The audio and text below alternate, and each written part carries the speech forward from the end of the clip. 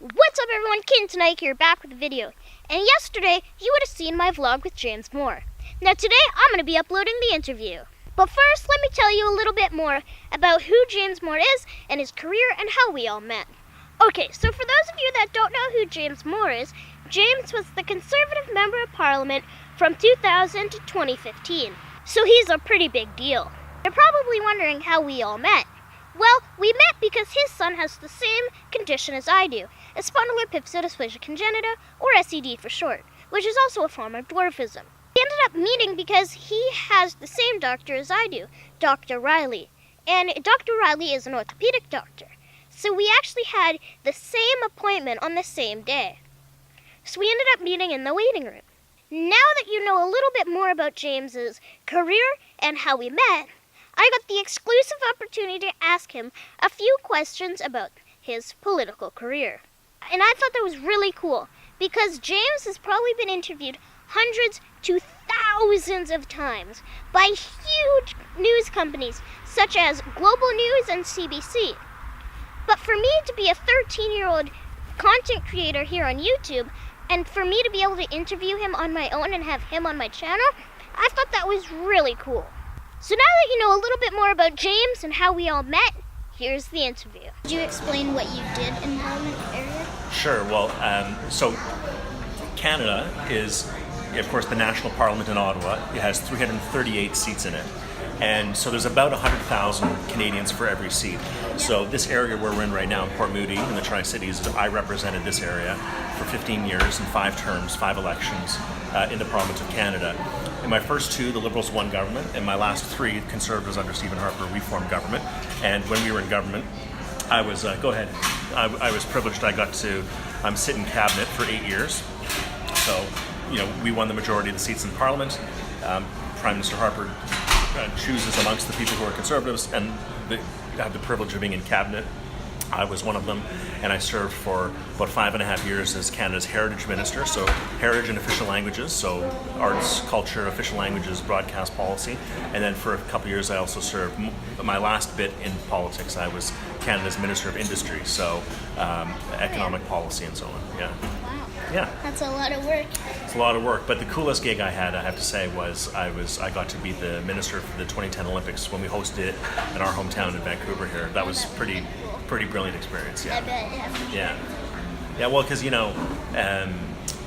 hosting the Olympics is a massive task. It's really complex and really complicated. It takes a lot of parts. Yeah. And you task that to the John Furlong and the Vancouver Olympic Committee who actually delivered it. But the government of Canada is a partner in that.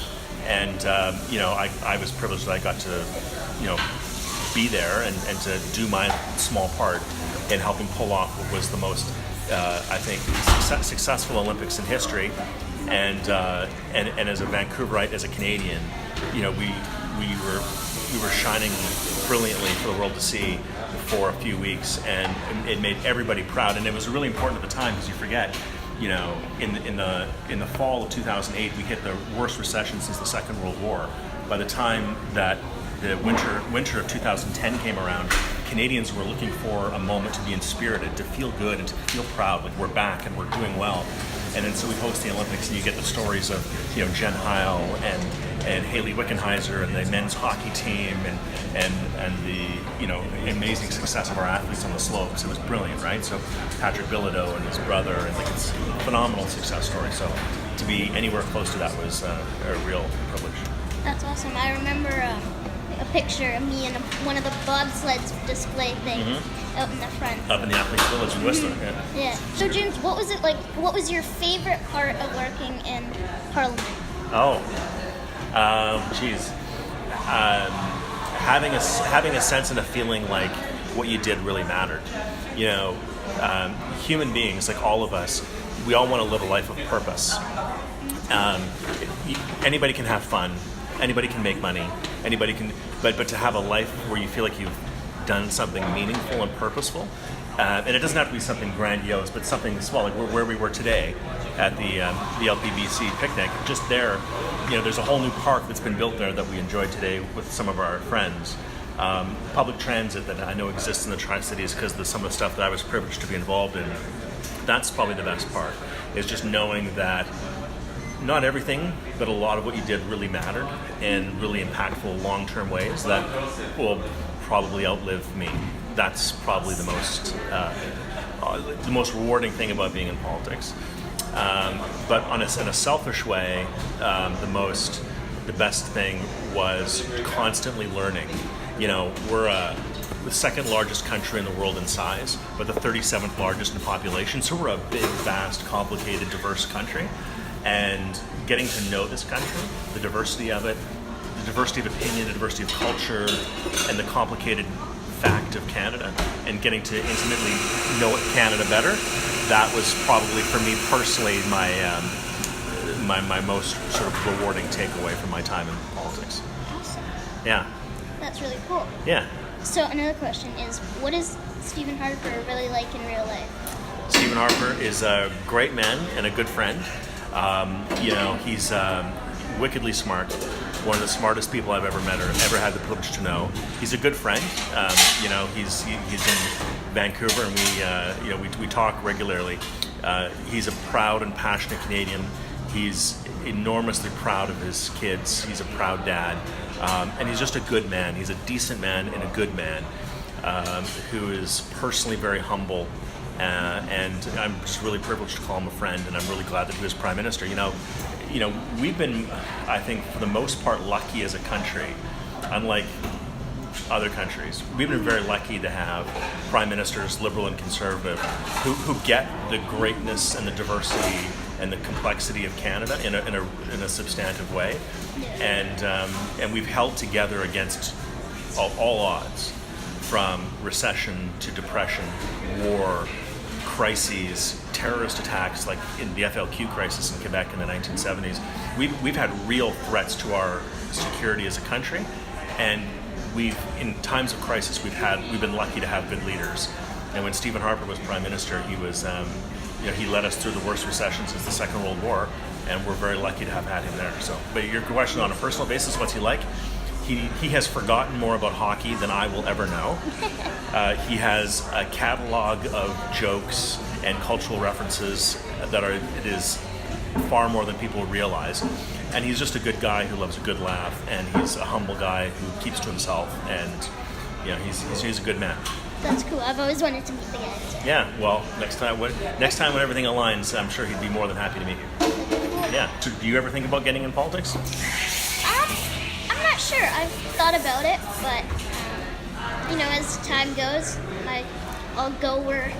Never say never? Yeah, exactly. Never say never. Keep my options open. Yeah. I'm not sure. Maybe one day. Well, when I first ran, I was 24, which was really young. There have been younger people than I was when I was in politics. I started at 24. I left when I was 39. But, it's the House of Commons. It's supposed to be the House, or the average age of a member of Parliament is 53. But, all Canadians, young, old, east, west, doesn't matter your background, all Canadians are supposed to feel like your values and your perspective are reflected in the Parliament of Canada.